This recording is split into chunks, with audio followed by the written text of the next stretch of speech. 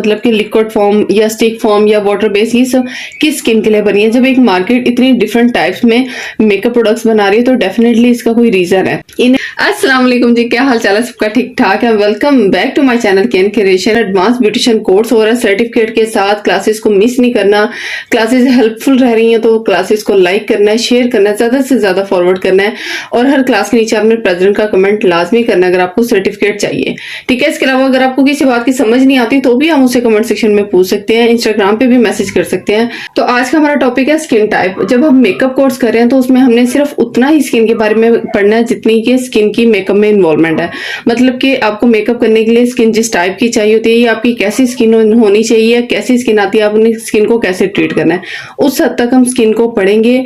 बाकी स्किन की जितनी भी स्टडी है या तो हम ब्राइडल कोर्स में कवर करेंगे या फिर हम स्किन पॉलिश, फेशियल, इन सब चीजों में कवर करेंगे इन कोर्सेज में।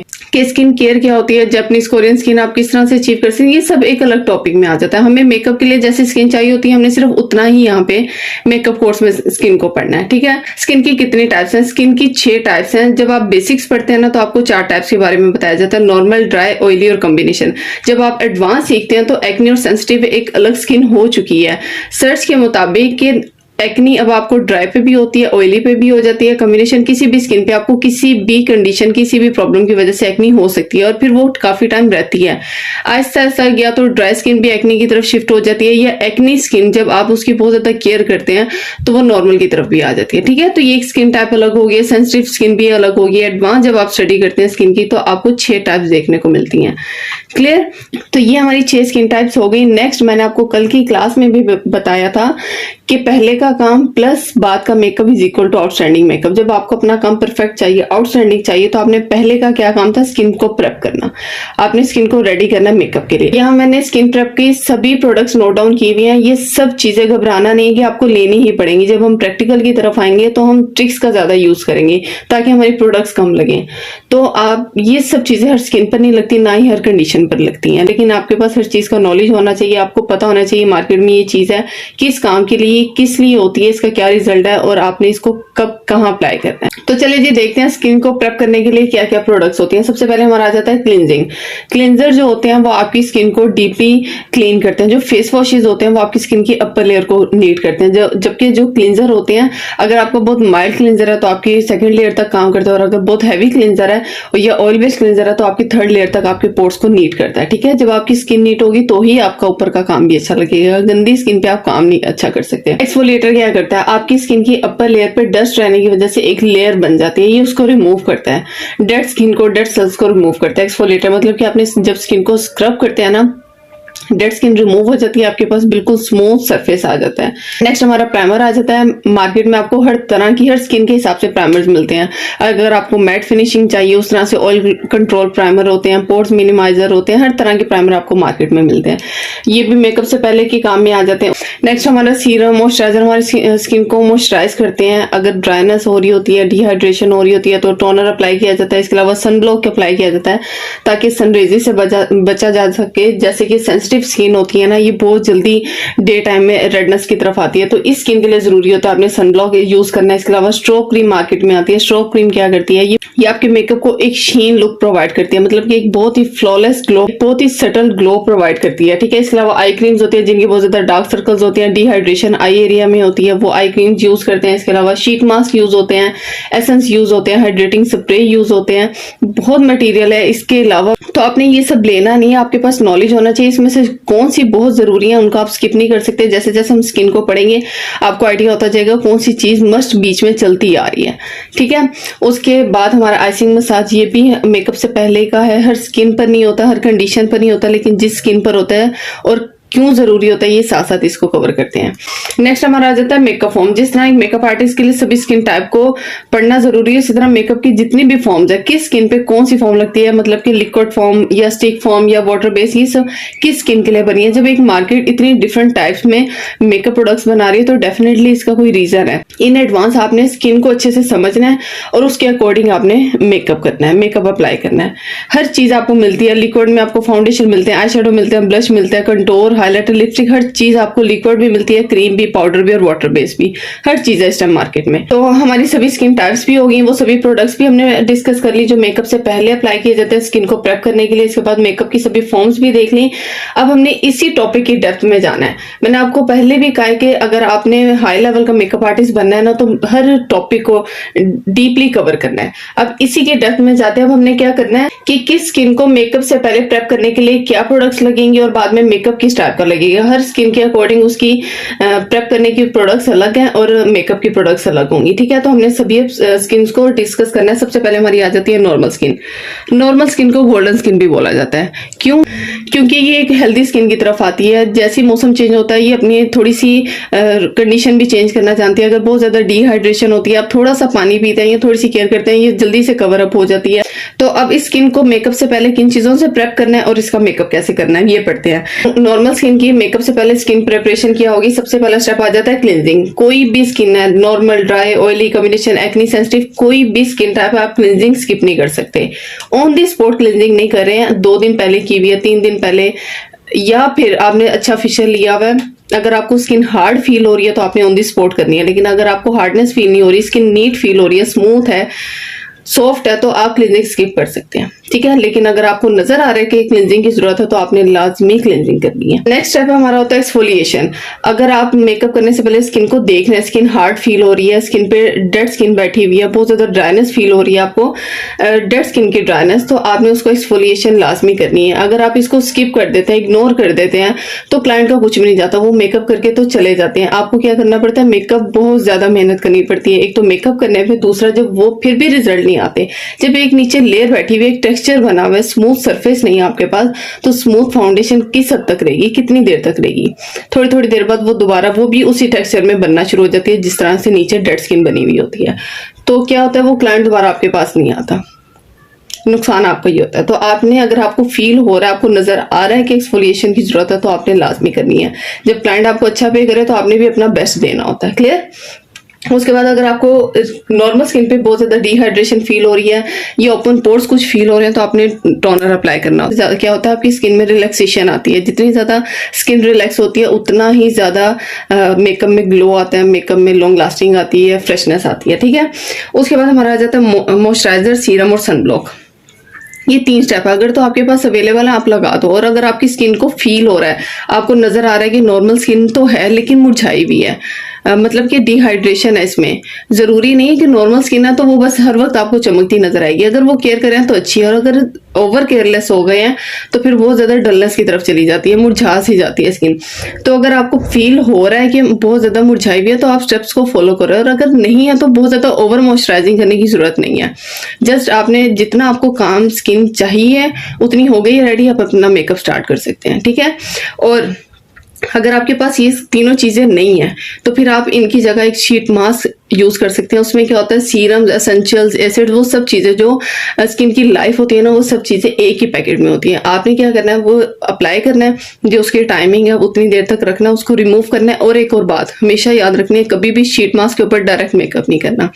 मैंने अक्सर देखा है कि शीट मास्क के ऊपर डायरेक्ट मेकअप करके दिखाते हैं कि मेकअप में बहुत ग्लो आ रहा है। नहीं, मोस्टली मेकअप में ऑक्सीडाइज होने के चांसेस बढ़ जाते हैं जब आप डायरेक्ट शीट मास्क पे मेकअप करते हैं। जापानीज और कोरियन शीट मास्क ज्यादा मार्केट में अवेलेबल होते हैं, ज्यादातर लोग यूज करते हैं। सबके फॉर्मूलाज चेंज होते हैं, सबकी स्किन टाइप चेंज होती है, तो ऑक्सीडाइज हो सकता है। इसलिए आपने कभी भी डायरेक्ट शीट मास्क पे नहीं करना। शीट मास्क लगाया उसको वॉश करना है, ओवर वॉशिंग भी नहीं करनी, ये भी याद रखना है। जब आपने शीट मास्क अप्लाई कर लिया तो ओवर वॉशिंग नहीं करनी, जस्ट थोड़ा सा आपने फेस वॉश लिया, हल्का सा सिर्फ लगाया और उसको वॉश कर देना। उसके बाद 1 ड्रॉप मॉइस्चराइजर, आपकी वापस वही स्किन हो जाएगी जो आपने शीट मास्क लगाने के बाद टेस्ट की थी। अपनी स्किन जितनी सॉफ्ट थी, जितनी स्मूथ थी, वो वापस वैसी ही हो जाएगी। फेस वॉश करके 1 ड्रॉप लगा देना है। क्लियर? के बाद आ जाती है स्ट्रोक क्रीम और प्राइमर। नॉर्मल स्किन पे अगर आप इसको लगाना चाहें तो आपकी मर्जी, अगर आप इसको स्किप करना चाहें तो भी स्किप कर सकते हैं। स्ट्रोक क्रीम क्या करेगी, आपकी जो बेस आपकी स्किन को एक शीन प्रोवाइड करेगी, एक स्मूथ शाइन प्रोवाइड करेगी। और प्राइमर क्या करता है, ये भी आपकी स्किन को स्मूथ सरफेस देता है, ठीक है। ये ब्लर हो जाते हैं आपके पोर्स, आपकी स्किन, और बहुत ही स्मूथ बेस और फाउंडेशन तैयार होती है। लेकिन एक बात याद रखनी है, अगर आपकी स्किन पे डेड स्किन है, आपने एक्सफोलिएशन नहीं की, आप डायरेक्ट सिर्फ स्ट्रोक क्रीम लगा लो कि स्ट्रोक क्रीम लगाने से बेस बहुत फ्लॉलेस बनती है, तो वो नहीं बनेगी। जब नीचे डेड स्किन बैठी हुई है तो वो स्ट्रोक क्रीम भी उसी टेक्सचर में आ जाएगी, ठीक है। तो स्ट्रोक क्रीम पे फोकस करने से ज्यादा आप अपनी एक्सफोलिएशन पे फोकस करें, ठीक है। लास्ट में हमारा आ जाता है आइसिंग। कोई भी आपकी स्किन टाइप है, normal, dry, oily, combination, acne या सेंसिटिव, कोई भी स्किन टाइप है, with icing makeup, without icing makeup, दो अलग अलग मेकअप रेडी होते हैं। दोनों की अलग क्वालिटी होती है, दोनों की अलग लुक होती है, ठीक है। तो अगर आपकी नॉर्मल स्किन है और आप मॉर्निंग में मेकअप करें तो आपने आइसिंग लाजमी करनी है। क्यों? फॉर एग्जांपल आपके पास मेकअप की बहुत अच्छी अच्छी प्रोडक्ट्स हैं, आप नाइट में तैयार हुए हैं, आपका मेकअप बहुत अच्छा था, ग्लो कर रहा था, लॉन्ग लास्टिंग था, बहुत अच्छी क्वालिटी का आपका मेकअप लग रहा था, ठीक है। सेम वही प्रोडक्ट्स आप दिन टाइम में यूज करते हो, डे टाइम में यूज करते हो, तो आपको वो रिजल्ट नहीं मिलेगा। 50% का चेंज आ जाएगा। क्यों? जो नेचुरली हमारा डे टाइम का टेम्परेचर होता है ना, सन की वजह से वो चेंज होता है। तो चाहे आप धूप में जाए ना जाए, वो एक टेम्परेचर होता है, वो मेकअप पे इफेक्ट करता ही करता है, चाहे आप बंद कमरे में भी हो। डे टाइम का एक टेम्परेचर है, ठीक है। तो आपने डे टाइम में आपकी नॉर्मल स्किन भी है और आपको रात वाले मेकअप का रिजल्ट चाहिए सेम, तो आपने दिन में आइसिंग करनी है। रात में ऑप्शनल आप करना चाहते हैं करें, अगर स्किप कर दिया, भूल भी गए हैं, तो टेंशन वाली बात नहीं है कि आपका मेकअप अच्छा नहीं लगेगा। रात में आपका मेकअप लग सकता है अच्छा विदाउट आइसिंग, ठीक है। इसके अलावा जो आइसिंग है ना, आपकी स्किन को सेव करता है मेकअप से। आपके पोर जो है ना इंस्टेंट श्रिंक हो जाते हैं और बहुत टाइम तक श्रिंक रहते हैं। तो जो मेकअप है ना वो आपके पोर्स में फंसता नहीं है, उससे आपको एक्नी का इशू होता ही नहीं है। लेकिन एक बात हमेशा आपने ख्याल करनी है, जब भी आपने आइसिंग करनी है, आपकी जो स्किन है ना वो क्लींस हुई हो। अगर आपके पोर्स में गंद है, पोर्स आपके गंदे हुए हैं, उसके बावजूद आप अच्छे रिजल्ट के लिए आइसिंग कर लो, तो वो जो पोर्स में गंद होगा ना वो एक्नी बनकर एकदम आपकी पूरी स्किन को डैमेज करेगा, ठीक है। अगर आपकी स्किन पे क्लींजिंग नहीं हुई और आपने आइसिंग कर ली, तो फिर आपने उसके बाद मुझे बुरा नहीं बोलना, क्योंकि गलती आपकी, आपने गंदे पोर्स को आइसिंग के साथ बंद किया। आइसिंग आपकी इंस्टेंट पोर्स को श्रिंक करती है, ठीक है। तो अगर उसमें डस्ट है, पोर्स बंद, गंद अंदर, एक्नी बाहर। क्लियर?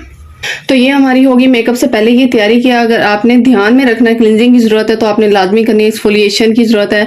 अगर आपकी नॉर्मल स्किन भी है तो उसको मॉइस्चराइजर की, हाइड्रेशन की जरूरत होती है थोड़ी बहुत, आपने वो करके उसके बाद अपने मेकअप स्टार्ट करना है। तो ऐसे क्विकली आपका मेकअप होगा। लेकिन अगर आप इन चीजों को इग्नोर करेंगे ना, तो आपको मेकअप में बहुत ज्यादा मेहनत करनी पड़ेगी। मेहनत करके भी वो रिजल्ट नहीं मिलेंगे जो इन स्टेप्स को ऐड करने से आते हैं, ठीक है।